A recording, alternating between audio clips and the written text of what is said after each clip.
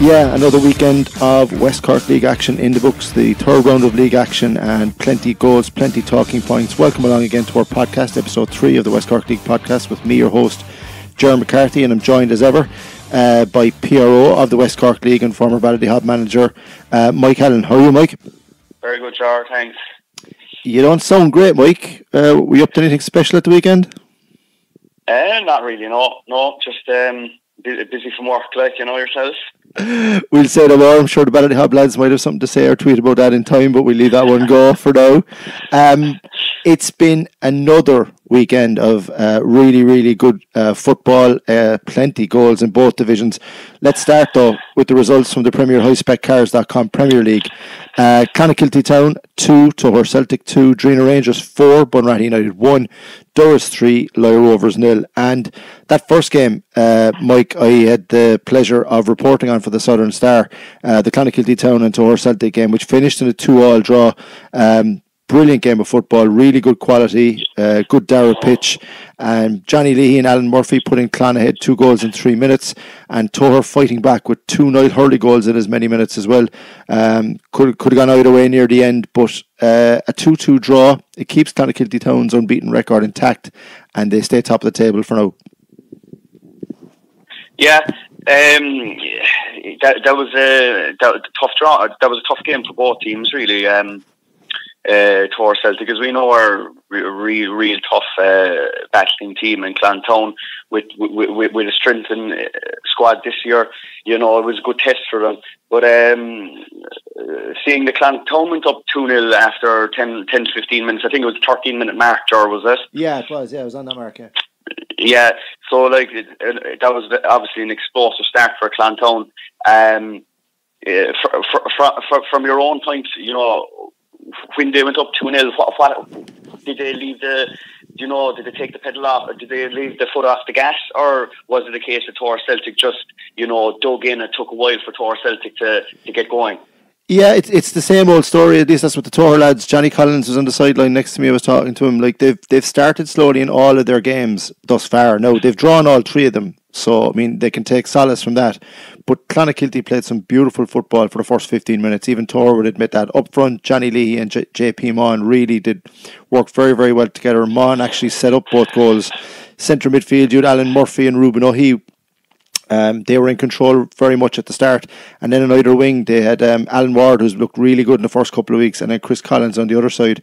And to be honest, at 2-0 it flattered Clon. They had a couple of chances and probably should have been further ahead, but as ever, Toher, once they settled, they got back into it, and they've got plenty of quality too. They got Niall Hurley, they had Sammy Maw, who hit the crossbar, and Owen Ryan, who pulled off a couple of great saves as well before half time. But it was Niall Hurley. It's interesting that both their goals came from set pieces, and Niall Hurley diving in to get both of them, and maybe a bit of complacency on Clon's part when they were 2 up. They should have really killed it off. I guess if you're at home and you're winning 2-0 and you've aspirations to win the title, as you well know, you've got to take all the points on offer at home, and Clon didn't do that, so they'd be kind of disappointed in that. But it's very hard to judge just where Toher Celtic are at the moment. They're not playing for the full 90 minutes just yet. But look, as they said after the game, how many games did Drina Rangers draw last year, and they came within a whisker of the league title. So they're undefeated after 3 games, but they really, really need to pick up a win and get on a winning run as soon as they can. Yeah, I suppose if you have to look at it this way too, like, John Mousey Lee, he's Clontown. He's got, new players coming in from AFC. It's not going to be easy for him just to, for all these guys to gel. Probably is going to be a time where, you can't say, Clontown were up 2-0 against Tower Celtic, they should have cleaned them, or they should have beaten them. It's probably going to take a while for these lads to gel too. Like we keep seeing the name Alan Ward popping up. I think he's got 4 out of 4. What a massive player for Clontown. Yeah, he's got real quality about him, but he's in a team that are training regularly, that have players to come back, like you said, and you can see it in the way that they're playing. They're playing for the full 90 minutes. I mean, if you'd offered John Mousey Lee the start of the season, 7 points out of 9 and sitting top of the table, I think we both know he'd have taken that. But I just felt that this was a real test now for Clontown after 2 back-to-back wins. You're at home, you're playing a really good team in Toher Celtic. Put them away when you have the chance, because those drop points, as Drina Rangers will tell you, can eventually come back to haunt you. But I think it was a fair reflection of the game. A draw was a fair result. and a really, really good quality game of football as well. Both teams knocking the ball around. Tor are well able to play football when they start to do it. It's just they're taking too long to get going. And speaking of Drina, Mike, they got off the mark with a 4-1 win over Bunratty United, and very important for the Cannon Crawley Park club. That's 4 points out of 6, and they're sitting in joint second place. Yeah, 4-1 to Drina, yeah, that's a big win for them, and they really needed a win after Doris. Again, brings them on to 4 points, level with Ballyhob, 3 points off Clon. Doris are on 4 points as well, so yeah, that was a big win. You see Jamie Walsh there, got another 2 goals for Drina. We spoke about Jamie last week, that, you know, he's obviously a big character inside Drina, obviously a leader. Keith Jago was back, and Thomas Connolly is captain this year, which, you know, I think Thomas missed a good lot of games last year for Drina, so they look to be ticking. Big win against the young Bunratty side, but it's important for Don Hurley's side. Yeah, just one other name to add to that. A guy I've seen coming up through the ranks reporting on the West Cork Schoolboys League is Robbie McQueen. And Drina have a couple of young fellas now that are coming off the bench and starting to sprinkle into that team. And Robbie got on the score sheet the last day, played very well against Doris the previous week as well. And as you well know, unless you've got under 18s, 19s coming through, you won't be able to maintain that kind of success that Drina have enjoyed over the last 5 or 6 years. Yeah, and you can also say that about Bunratty as well. Like, Bunratty have been, you know, one of the main teams in the West Cork League for years and years and years. And, you know, Danny McSweeney has massive faith in the youth in Bunratty, and he's really doing a lot of work with the youth team, or with the youth coming up. Now, you know, they're going to have a hard year this year. I don't think anyone will dispute that, you know, but with a young Bunratty team going off to Drina Rangers, they're going to be learning from this experience, like, and there's only going to make them stronger. Yeah, it's like you said, like it's hard to believe that as talented a team as Bunratty have, even without some of their regulars, that they're bottom of the table, and that just tells you how tight it's going to be this year. Like Dunmanway have only played once, and they still have yet to get on a point. But the likes of Bunratty, and I've seen them, but a lot of those players that are playing now came through the 16, 18, had great success at under 18. It is a learning curve, but it's a steep one when there's only 8 teams in the division. Yeah, big time. Yeah, I agree 100%. And one of their young fellas there now, I think Sam Cochran scored for them against Drina. But like I was at the Ballyhob game, and they gave Ballyhob, you know, a scare. Really, they really should have drawn the game. But as I said, Danny McSweeney is has big faith in the youth over there, and you know, they'll have to target the likes of Lyre Rovers. They have another local derby against Doris, so it'll be interesting to see how they get on. Yes, and speaking of Lyre Rovers, they made the long trip to Doris and suffered a 3-0 defeat last weekend. Shane McSweeney bagging 2 there, and Dan Murray also getting on the score sheet. Another team with title aspirations, even though Tygo Sullivan won't thank me for saying it, but I saw them against Drina on their opening game. I think it was a fortnight ago now. They look really, really good. They're well able to get the ball down and play. Disappointing for Lyre, considering how well they've played in all of their matches so far. That's the one thing I've heard from yourself and from the opposition. But a 3-0 win for Doris puts them, keeps them in nice and tight up near the top there in the early days of the season. Yeah, I honestly do think Doris could shock people this year. I'm putting out there, like, you know, they're on 4 points now. They'll go to Dunmanway next week. It'll be very interesting to see what happens there. If they came away with 3 points next week, could you say that, you know, you can't say that Doris could win that league if they get 3 points next week away to Dunmanway? Well, they're a solid outfit, and I know for a fact they believe in their camp that they can actually go and win that league. Well, that's not coming across to the media, i.e. me. They're playing it down big time whenever they see me coming across to the sideline. I can understand it too, though. You know yourself, when you come up a season after such success, it's very, very hard to replicate it. Now, they're lucky in that they've got the majority of the squad still there. They have a few injuries, and they'll also have a few suspensions, which might throw a bit of a fly in the ointment in the coming weeks. They had a couple of players sent off against Drina.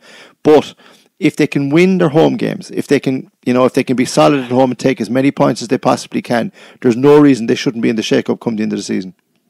Yeah, absolutely, I agree. Yeah, and as you said, they have more players to come in.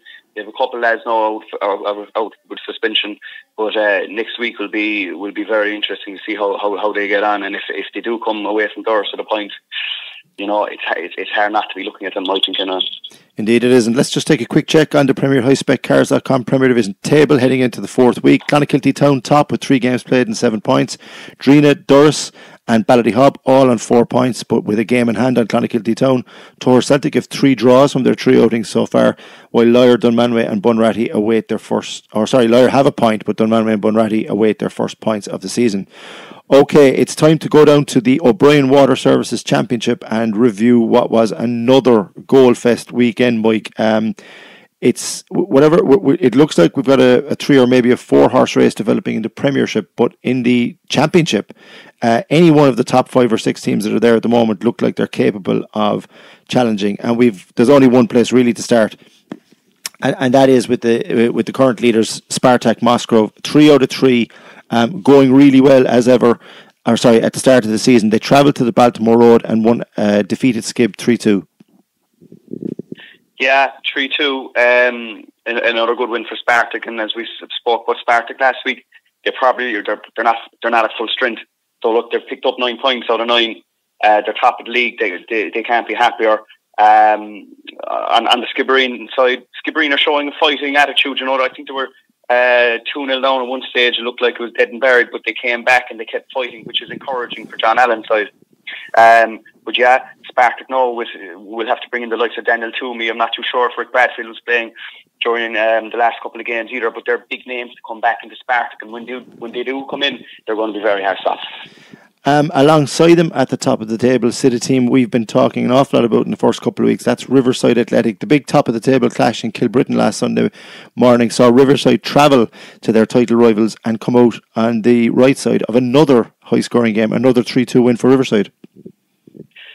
Yeah, what a huge result that is for Riverside. I think if anyone was doubting Riverside's ambition this year, I think they've answered people now. Going to Kilbrittain there was a tough ask for him. Jerry Coughlin there for Kilbrittain. He was one of the main players for Kilbrittain. He was breaking up a lot of play for Kilbrittain and causing Riverside a bit of trouble. But it's massive points for Riverside. There's 2 games. That's 3 out of 3. They've played, Kilbrittain. They've played Mizzen. And they've got their next 2 games are away to Baltimore and Salan. So, what a start for Riverside, and they're definitely going to be there for promotion. Where will they finish? It's going to be very close. So it's going to be very close. Yeah, it's going to be very tight because any points drop, they're all playing each other once before the league splits. But I mean, I'm surprised at that result because I felt Kilbrittain were going so well that they might have enough, just had that little bit more experience. But this Riverside team just seems to be getting better and better every week. And it's interesting to see in Riverside as well that Arno Driscoll was not on the score sheet. Yes. Jake Draper, Billy O'Brien and Jack Hurley, all guys that have come through the ranks there as well. Great to see the lads being promoted up from the under-18 and making their mark. Yeah, fantastic. And they look to be very organised too. They're after coming in this year. Usually it would take a team, a while to settle, but these lads they mean business. And especially when you look at the goal scorers, when you don't see Arno Driscoll on that score sheet, it just shows what they're about. And they'll be hard stopped. As I said, 2 away games. The away game against Salan in a couple of weeks. That's going to be interesting to see how they get on up there. Salan will be tough, but it's all going Riverside, and it's great to see it. Yeah, and outside that top 3, Spartak, Riverside and Kilbrittain, there's a clutch of clubs now on 4 points and 3 points. Dunmanway Town B, Salan, Baltimore, Mizzen, AFC. But if it was goals you were looking for, then Mona was the place to be last weekend, where Dunmanway Town B and Salan played out a 5-5 draw. Goals galore and a TV crew on hand, actually a TV crew that are making a documentary, because it's actually 10 years, Mike, if you can believe it, since Liverpool visited Dunmanway. And just on that subject, I interviewed John Buckley, Dunmanway manager, and one of the main men behind getting Liverpool to come over to West Cork all those years ago for this week's Southern Star. There's a full-page feature on that, reminiscing about what was a magical day, not just for Dunmanway, but for West Cork League football. And hard to believe it's 10 years. Hard to believe it's 10 years, yeah. It was fantastic for what John did over in Dunmanway for bringing Liverpool over and really showed what they're made of over there and what the West Cork League is made of. But if you're looking at what was happening in Mahona on Sunday, where do you even start talking? 5-5. I think Celan were up 3-1 at one stage, and then it went to 5-4, and it went to 5-5, and then I think I'm not too sure. Stephen Collins, I think, yes, actually hit the post at the very last kick of the game, which could have won at 6-5. So I think Dunman will be our surprise package here. If you look at it, 4 points, scored 11 goals. They've also left in 11, right? But they don't have a problem with scoring goals. So, they're going to cause a lot of teams problems. And at the start of the year, I don't think anyone would have said Dunmanway B or Dunmanway Town B would have been a team that would be causing lads problems down below in that league. Yeah. It's a mighty start for them, and it's quite a good start for Slan as well. But I'm not too sure where to start with that game, because that game's crazy. I think we'll just leave it, but I think a mention definitely for Trevor Healy, who scored 4 times, and they're another club I think to keep an eye on, because another well organised club, and have been a great servant to West Cork League Soccer down through the years. Great to see them back in the championship this year, and if you're scoring 5 goals away in Dunmanway, you're not doing too many things wrong, so maybe an outside bet of pushing into the top 3. We've further down the table, a draw between Drina Rangers B and Castletown. 2 teams surprisingly struggling at the wrong end of the table, Mike.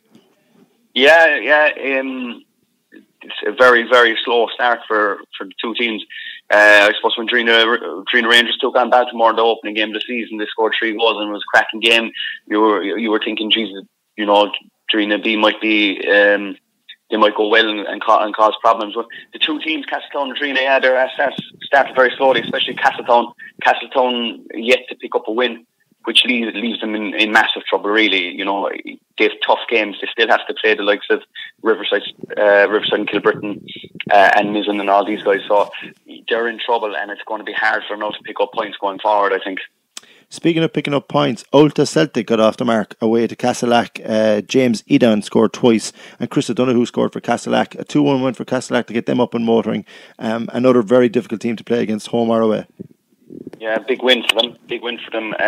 Castleac would have been the favourites going into that game. I know Chris O'Donoghue there, I spoke about it last week.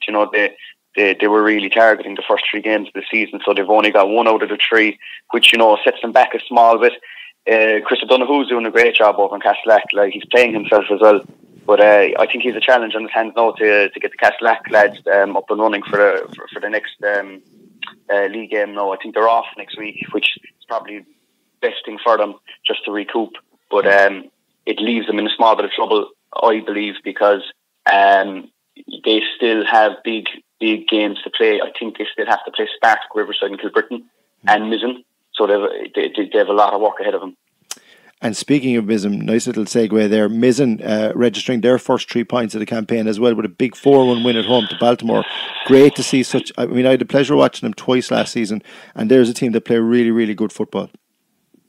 Yeah, I think Mizzen are probably the team that no one's talking about in the O'Brien Water Service Championship, and I think that they will be playing Spartak Moscow next week, and that's a key fixture for them. If they beat Spartak next week, which is very possible because they're a tough team, Mizzen are tough lads. They're out of they're finished with the football. They're going to have full strength. If they beat Spartak Moscow, you could see them picking up points left, right, centre, and really pushing it. So I wouldn't write off Mizzen. I don't think anyone is writing off Mizzen. But next Sunday will be a key clash for Mizzen against Spartak. And just one word for Baltimore, because they'd started quite well. It's their first loss. They picked up 4 points. Important that they bounce back quickly now. Yeah, absolutely. It's a good start for them. I'm just looking at the table there. They're 4 points, same with Celan, same with the level on Dunmanway. They're only 2 points off the third, which is Kilbritton. So it's a great start for them. And it was always going to be tough to go away to Mizzen. It's always tough to go and play Mizzen AFC. But yeah, the next game is very, very important for them.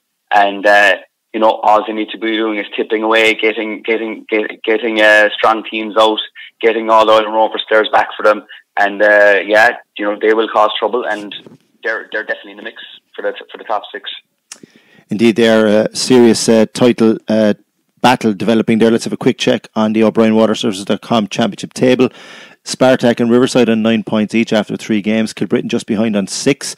And then you have 3 clubs on 4 points apiece. The Dunmanway B, Salan and Baltimore that we were just speaking about there. Then come Mizzen, Castleac and Ulta all on 3 points. And at the bottom, Skibbereen, Drina B and Castletown have each picked up a point. Let's look ahead to this weekend's fixture list. Some cracking games down for decision. On Sunday the 15th of December, there are 3 Premier HighSpecCars.com Premier Division matches. Bunratty United, bottom of the table, take on league leaders Clonakilty Town at 11 o'clock in Town Park. Mona is the venue for Dunmanway Town and Durst at 2:30, while Toher Celtic welcome Drina Rangers to the racefield at 1:30. 3 tight games, Mike, but which one catches your eye? The Dunmanway Town and Durst game catches my eye at 2:30 on Sunday. Couple of reasons.